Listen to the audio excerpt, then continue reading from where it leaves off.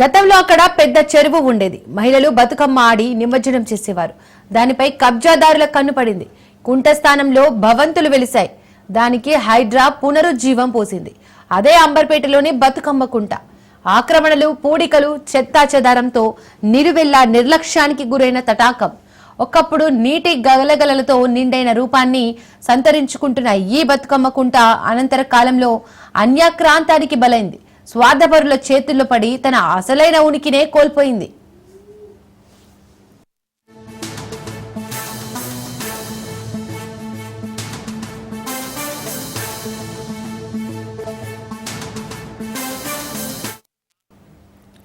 హైడ్రా ఆవిర్భవించిన తర్వాత బతుకమ్మ కుంట కొత్త బతుకును పురుడు పోసుకుంది. కబ్జా కోరుల నుండి విముక్తి కల్పించి చెరువు విస్తీర్ణాన్ని పెంచి హైడ్రా పునరుజ్జీవం పోసింది.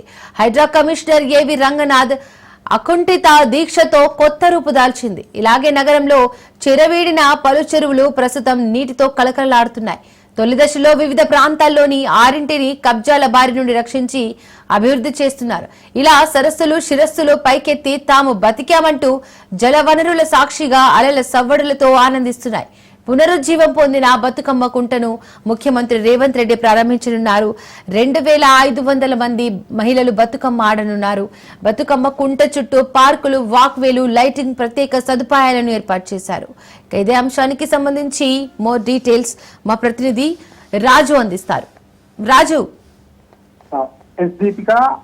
అంబర్పేట పరిధిలో ఉన్నటువంటి బతుకమ్మ కుంట పునరుజ్జీవానికి సంబంధించి తెలంగాణ ప్రభుత్వం ఇటీవల దాన్ని కబ్జా కోర నుండి విడిపించి దాన్ని మళ్ళీ పునరుజ్జీవం దిశగా హైడ్రా సాయంతో దాన్ని మళ్ళీ కూడా పునరుజ్జీవం పోసుకునే విధంగా సర్వాంగ సుందరంగా తీర్చిదిద్దడం జరిగింది. అది ఈ రోజు సాయంత్రం 6 గంటలకు సీఎం రేవంత్ రెడ్డి చేతుల మీదుగా బతుకమ్మ కుంట ప్రారంభోత్సవం కాబోతా ఉంది. అక్కడ 2500 మంది మహిళలతో బతుకమ్మ పండుగ అక్కడ నిర్వహించబోతా ఉన్నారు. దీనికి సంబంధించి ప్రధానంగా అక్కడ ఏదైతే చెరువు ఉందో ఆ చెరువు 1962-63 రెవెన్యూ రికార్డుల ప్రకారం 14 ఎకరాల విస్తీర్ణంలో బతుకమ్మ కుంట ఉండేది. బఫర్ జోన్ తో కలిపి మొత్తం 16.13 ఎకరాల అక్కడ చెరువు భూమి ఉంటే అయితే దాన్ని క్రమక్రమంగా కూడా కబ్జాకు గురవుతూ ఆ చెరువు చివరకు 5 ఎకరాల 15 గుంటలకు చేరుకుంది, కుంచుకుపోయింది. దీనికి సంబంధించి ఆ 5 ఎకరాల ఉన్నటువంటి భూమిని కూడా తమదే అని చెప్పి కూడా కొంతమంది కబ్జా కోరలు